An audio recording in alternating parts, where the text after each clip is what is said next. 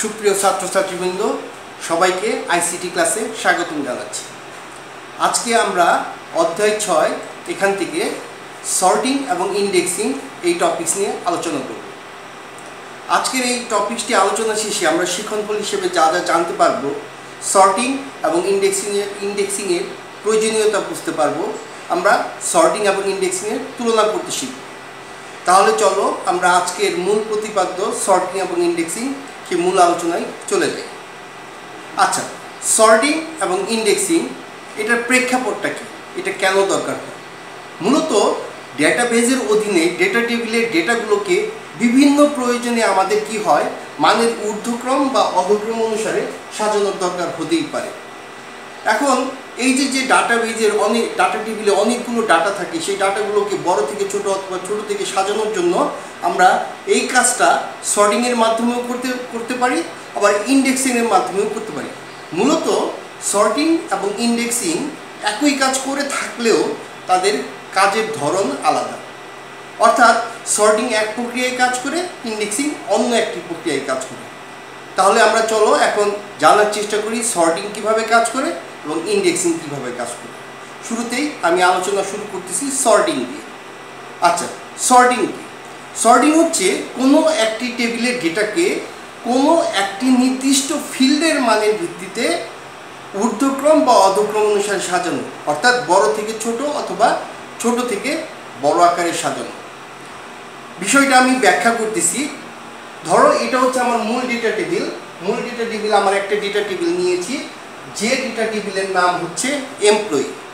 এবং এই এমপ্লয়ি নামক ডেটা টেবিলে আমরা দেখতে পাচ্ছি এমপ্লয়িদের নেম রয়েছে, ডেজিগনেশন রয়েছে, স্যালারি রয়েছে। এখন মূল ডাটা টেবিলে ডেটাটা কিভাবে এন্ট্রি হয় সেটা আমাদের জানা দরকার। মূল ডেটা টেবিলে ডেটাগুলো কিন্তু গোছানো অবস্থায় থাকে না, সেখানে কোনো অর্ডার মেনটেন হয় না। অর্থাৎ মিস্টার সি প্রথম তার ডাটাটা ইনপুট দেওয়া হয়েছে, এরপর মিস্টার সি সিনিয়র অফিসার হিসেবে রয়েছে এবং তার স্যালারিটা অ্যাজ ইউজুয়ালি এখানে এন্ট্রি হয়ে গেছে। এরপর মিস্টার ডি এসেছে, অফিসার হিসেবে জয়েন করেছে, তার ডেটাটা অ্যাজ ইউজুয়ালি এখানে এন্ট্রি হয়েছে। অর্থাৎ মূল ডাটা টেবিলের ডাটাগুলো, যে ডাটা যখন আমি পাচ্ছি সেই হিসেবে কিন্তু আমি ইনপুট দিচ্ছি। এখানে ডাটাগুলো খুব বড় ছোট আকারে সাজানো থাকে না। এখন আমি চাচ্ছি এই যে আমার মূল data table, employee data table, এই ডাটা টেবিলের ডাটাগুলোকে আমি এখন স্যালারির ঊর্ধ্বক্রম অনুসারে সাজাবো। তার মানে যার স্যালারি সবচেয়ে বেশি তার ডাটাটা আমি সবার উপরে চাচ্ছি, তার রেকর্ডটা সবার উপরে থাকবে। এরপর তার চেয়ে কম স্যালারি তার নিচে, এভাবে করে সবার কম স্যালারি যা তার রেকর্ডটা সবার নিচে থাকবে। অর্থাৎ মানের ঊর্ধ্বক্রম অনুসারে আমি এই মূল ডাটা টেবিলটাকে এখন সাজাতে যাচ্ছি। আমি আগেই বলেছি সর্টিংয়ের মাধ্যমেই এই কাজটা করা যায়, ঊর্ধ্বক্রম বা অধক্রম অনুসারে সাজানো যায়। তাহলে এখন সর্টিং কি করে কোনো একটা টেবিলের ডেটাকে একটি ফিল্ডের মানের ভিত্তিতে সাজায়। দেখো এখানে নেম একটা ফিল্ড, ডেজিগনেশন একটা ফিল্ড, স্যালারি একটা ফিল্ড। তাহলে এখন আমি যেহেতু আমার রিকোয়ারমেন্টস হচ্ছে স্যালারির ঊর্ধ্বক্রম অনুসারে, তাহলে এখন আমি কি করব, সর্ট অপারেশনটা চালাবো কার উপর? সর্ট অপারেশনটা আমি ডেফিনেটলি চালাবো এখানে স্যালারির উপর। এই স্যালারি ফিল্ডের উপর যখন আমি সর্ট অপারেশন চালাবো, তখন এখানে আমার একটা সর্টেড ডেটা টেবিল তৈরি হবে। সর্টেড ডেটা টেবিলে কি হলো দেখো, খেয়াল করো, আমার চাহিদা কি ছিল? স্যালারির ঊর্ধ্বক্রম। তাহলে সর্টেড টেবিলে কিন্তু খেয়াল করো এই মিস্টার বি এর স্যালারি সবচেয়ে বেশি, কিন্তু সবার উপরে চলে গেছে। এরপরে as usually mister C senior officer 35,000, mister E officer 25,000 এবং মিস্টার বি অফিস অ্যাসিস্ট্যান্ট 18,000। অর্থাৎ মানের ঊর্ধ্বক্রম অনুসারে কিন্তু একটা সর্টেড ডেটা টেবিল তৈরি হয়ে গেল। তাহলে খেয়াল করো এখানে মাত্র 4টা রেকর্ড ছিল, এখানে 400 রেকর্ডও থাকতে পারতো। এই 400টা রেকর্ডের ডাটাগুলোকে তুমি যদি ম্যানুয়ালি করতে যেতা তাহলে কিন্তু কাজটা ভুল হওয়ার চান্স ছিল, প্লাস সময় সাপেক্ষে ছিল। কিন্তু এই কাজটা আমি সর্টিংয়ের মাধ্যমে খুব দ্রুততার সাথে কিন্তু করে ফেলতে পারলাম। তাহলে সর্টিংয়ের সুবিধাটা আমরা সহজেই বুঝতে পারলাম। এবার সর্টিংয়ের যদি সুবিধাটা স্পেসিফিক বলি, যে সর্টিংয়ের সুবিধা কি, আমরা এইভাবে বলতে পারি, সহজেই চাহিদা অনুযায়ী নির্দিষ্ট ডেটাকে খুঁজে পাওয়া যায়। ওকে ফাইন, আমরা সর্টিংয়ের সুবিধা আশা করি সবাই বুঝতে পেরেছি। এখন আমি যদি বলি সর্টিংয়ের অসুবিধাটা কি? হ্যাঁ, সর্টিংয়ের অসুবিধা আছে। প্রথম যে অসুবিধাটা নিয়ে আমি বলবো, যেটা বলা হচ্ছে যে বারবার সর্টিংয়ের ফলে মেমোরি এর অপচয় হয়। এই কথা বলতে আসলে আমি কি বোঝাতে যাচ্ছি? খেয়াল করো এখানে বারবার সর্টিং এর ফলে মেমোরির অপচয় হয়, এই কথা বলতে আসলে বোঝানো হচ্ছে যে মনে করো আমি যখন এটা হচ্ছে আমার মূল ডাটা টেবিল, এই মূল ডাটা টেবিলটার নিশ্চয়ই কোনো একটা সাইজ আছে। মনে করো মূল ডাটা টেবিল আমার তার সাইজ হলো 5 MB অর্থাৎ 5 মেগাবাইট। এটা আমার মূল ডাটা টেবিল 5 MB জায়গা নিছে আমার রাখার জন্য। এখন যখন আমি এই মূল ডাটা টেবিলের উপর সর্ট অপারেশন করতেছি তখন এই মূল ডাটা টেবিলের মতো আরেকটা সর্টেড ডাটা টেবিল তৈরি হচ্ছে। এবার এই সর্টেড ডাটা টেবিলও তো নিশ্চয়ই 5 মেগাবাইট জায়গা নেবে। এরপর আমার যদি কখনো দরকার হয় নেইমের উপর সর্ট করতে, তখন আবার নেইমের উপর সর্ট অপারেশন চালাবো, তখন এরকম আরেকটা সর্টেড ডাটা টেবিল তৈরি হবে, সেটাও 5 মেগাবাইট জায়গা নেবে। তার মানে আমি যতবার সর্ট অপারেশন করতেছি ততবারই কিন্তু মূল ডাটা টেবিলের সমান সংখ্যক মেমোরির অপচয় হচ্ছে। আশা করি তোমরা এই কথাটা এখন বুঝতে পেরেছো, বারবার সর্টিংয়ের ফলে মেমোরি এর অপচয় হয়। 2 নাম্বার, ডেটা টেবিলে নতুন ডেটা ইনপুট দিলে নতুন করে আবার সর্ট অপারেশন চালাতে হয়। এই কথার মানে কি? এই কথার মানে হচ্ছে, খেয়াল করো, ধরে নাও এটা হচ্ছে আমার মূল ডাটা টেবিল। এই মূল ডাটা টেবিলে আমার নতুন একটা রেকর্ড এন্ট্রি হবে। ওকে, আমি এখানে একটা নতুন রেকর্ড এন্ট্রি করলাম। সেই নতুন রেকর্ডের নাম দিলাম মিস্টার কে, তার নাম, এবং সে মনে করো যে এমডি হিসেবে জয়েন করলো, ম্যানেজিং ডিরেক্টর হিসেবে এই কোম্পানিতে জয়েন করলো, এবং এমডির স্যালারি ধরা হলো 60,000 টাকা, 60,000। এখন খেয়াল করো আমার মূল ডেটা টেবিলে এই রেকর্ডটা যখন এন্ট্রি হলো, ডাটাটা এন্ট্রি হলো, এই মূল ডাটা টেবিলের এই রেকর্ডটা বা এই ডাটাটা এখন কি এই সর্টেড ডেটা টেবিলে আছে? নাই। তার মানে মূল ডাটা টেবিলে যখনই আমি নতুন একটা ডাটা এন্ট্রি করতেছি তখন নতুন করে কিন্তু আবার এই জায়গায় সর্ট অপারেশন চালাতে হচ্ছে। এই কথাটাই বলার চেষ্টা করা হয়েছে যে ডেটা টেবিলে নতুন ডাটা ইনপুট দিলে আবার নতুন করে কি করতে হয়? সর্ট অপারেশন চালাতে হয়। সুতরাং ডেফিনেটলি এটা একটা অসুবিধা। তাহলে আমরা জানলাম সর্টিং কি, সর্টিং এর সুবিধা এবং সর্টিং এর অসুবিধা। আশা করি তোমরা সর্টিং এর কনসেপ্টটা তোমাদের ক্লিয়ার হয়েছে। এবার আমরা আলোচনা করব ইন্ডেক্সিং নিয়ে। আচ্ছা, ইন্ডেক্সিং এর ক্ষেত্রে কি হয়? ইন্ডেক্সিং এর ক্ষেত্রে কম্পিউটারের ভেতর স্বয়ংক্রিয়ভাবে একটি ইন্ডেক্স ফাইল তৈরি হয়। আর এই ইন্ডেক্স ফাইলের কাজ হচ্ছে চাহিদার ভিত্তিতে ডেটাকে পয়েন্ট করা। এবার এই কথাটা আমি এক্সপ্লেইন করতেছি। খেয়াল করো, এটা ছিল আমার মূল ডেটা টেবিল, যেটা একটু আগে আমরা দেখলাম, এমপ্লয়ি টেবিল। আমার চাহিদা হচ্ছে কি? চাহিদা হচ্ছে যে স্যালারির ভিত্তিতে আমি ডেটাকে মানের ঊর্ধ্বক্রম অনুসারে সাজাবো। এখন ইন্ডেক্সিং এর ক্ষেত্রে কম্পিউটারের ভিতর স্বয়ংক্রিয়ভাবে একটা ইন্ডেক্স ফাইল তৈরি হবে। এটা হচ্ছে আমার ইন্ডেক্স ফাইল।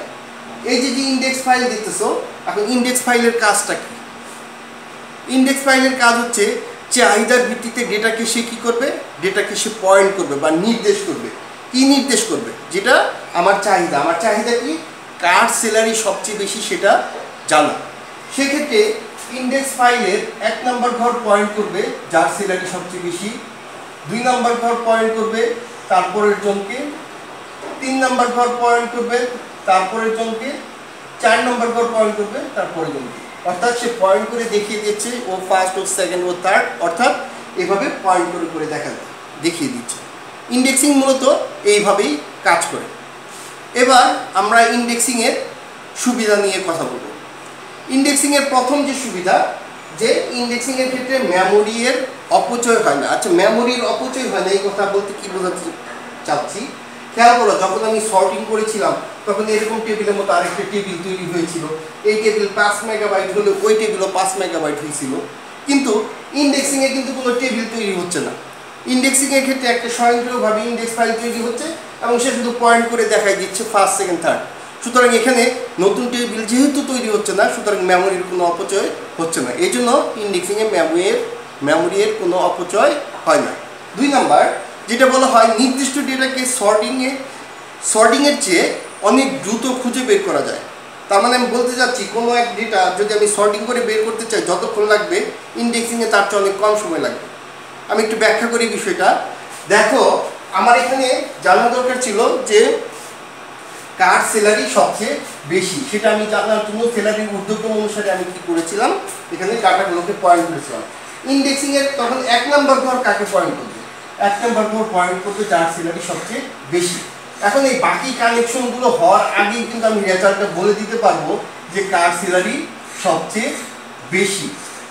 সুতরাং ইন্ডেক্সিং এর ক্ষেত্রে কি হচ্ছে, ইন্ডেক্সিং এর 1 নম্বর ঘর যখন কানেকশনটা দিয়ে দিচ্ছে, পয়েন্ট করে বলে দিচ্ছে, তখনই কিন্তু আমি রেজাল্টটা পেয়ে যাচ্ছি। এই জন্য ইন্ডেক্সিং এ পুরো প্রক্রিয়াটা শেষ হওয়ার আগেই কিন্তু আমরা ফলাফল বলে দিতে পারি, যেটা সর্টিং এ পারি না। এই জন্য নির্দিষ্ট ডেটাকে সর্টিং এর চেয়ে অনেক দ্রুত ইন্ডেক্সিং এর মাধ্যমেই খুঁজে পাওয়া সম্ভব। এটা হচ্ছে ইন্ডেক্সিং এর আরেকটা সুবিধা। ওকে, এবার আমরা ইন্ডেক্সিং এর অসুবিধা নিয়ে কথা বলব। ইন্ডেক্সিং এর যদি অসুবিধা বলা হয়, ইন্ডেক্সিং এর একটাই অসুবিধা, সেটা হচ্ছে data insertion process slow. Data insertion process slow, এই কথার মানে কি? এই কথার মানে হচ্ছে, খেয়াল করো, আমরা ওই পরবর্তী প্রেক্ষাপটটা বলি। এখানে কি হয়েছিল, যে নতুন একজন এমপ্লয়ি আমরা নিয়ে আসছিলাম। নতুন এমপ্লয়ি, যে এমপ্লয়ির নাম আমরা দিয়েছিলাম মিস্টার কে। সে এমডি বা ম্যানেজিং ডিরেক্টর হিসেবে জয়েন করেছিল এবং তার স্যালারি ধরা হয়েছিল 60,000 টাকা, তাই তো? আচ্ছা, ওকে, এবার খেয়াল করো, এই যে নতুন একটা ডাটা এন্ট্রি হলে কি হয়, ইন্ডেক্সিং এর ক্ষেত্রে এই ইন্ডেক্স ফাইল আবার চেক করে কানেকশনগুলো ঠিক আছে কিনা। এখন ইন্ডেক্স ফাইলের 1 নম্বর ঘর পয়েন্ট করার কথা সবচেয়ে স্যালারি যার বেশি, তাই তো? কিন্তু এখন দেখো সে আগের ডাটাটা 50,000কে পয়েন্ট করে আছে, কিন্তু এখন পয়েন্ট করবে সে কাকে, 60,000কে। সুতরাং সে কি করবে, এই কানেকশনটা অমিট করে দিবে, মুছে দিয়ে এই কানেকশনটাকে আবার এখানে এস্টাবলিশ করবে। এবারে 2 নম্বর কানেকশনটাও কি হবে, 2 নম্বর কানেকশনটাও চেঞ্জ হয়ে যাবে। 2 নম্বর কানেকশনটা চেঞ্জ হয়ে 2 নম্বর কানেকশন আসবে 50,000 এর সাথে। 3 নম্বর কানেকশনটাও চেঞ্জ হয়ে যাবে, 3 নম্বর কানেকশনটা যাবে 35,000 এর সাথে। 4 নম্বর কানেকশনটা চেঞ্জ হয়ে যাবে, 4 নম্বর কানেকশন এবার আসবে কার সাথে, 25,000 এর সাথে, এবং অটোমেটিক্যালি এখানে আরেকটা ঘর তৈরি হয়ে যাবে এবং সে পয়েন্ট করবে 18,000। তাহলে দেখো, এই যে কানেকশনগুলো বারবার সে খুলতেছে, খোলার পর আবার সেটাকে রিএস্টাবলিশ করতেছে, এতে কি তার কিছুটা টাইম লাগতেছে, কিছুটা সময়ের অপচয় হচ্ছে। এই জন্য যখন আমি একটা নতুন ডাটা ইনপুট দিচ্ছি, তখন সাথে সাথে সেটা টেবিলে এন্ট্রি হচ্ছে না, সেটা কিছুটা সময় নিচ্ছে, অর্থাৎ এভাবে ঘুরতেছে, সময় নিচ্ছে। যখনই সে এই কানেকশনগুলো রিএস্টাবলিশ করে ফেলতেছে, তখন সে তোমাকে পারমিশন দিচ্ছে টেবিলে এন্ট্রি হওয়ার জন্য। এই জন্য ইন্ডেক্সিং এর ক্ষেত্রে ডেটা ইনসারশন প্রসেস স্লো বা ধীর গতি সম্পন্ন। আশা করি তোমরা ইন্ডেক্সিং এর কনসেপ্টটা ক্লিয়ার হয়েছে। আজকে এখন যদি তোমাকে বলা হয় সর্টিং এবং ইন্ডেক্সিং এর পার্থক্য লিখো, এই পার্থক্যটা যদি আমরা খুব একদম একটা গ্লাস সংখ্যাকে বলি যে পার্থক্য 1 লাইন করে, তাহলে আমরা এইভাবে বলতে পারি যে সর্টিং এর নতুন ডেটা টেবিল তৈরি হয়, ইন্ডেক্সিং এর ডেটা টেবিল তৈরি হয় না।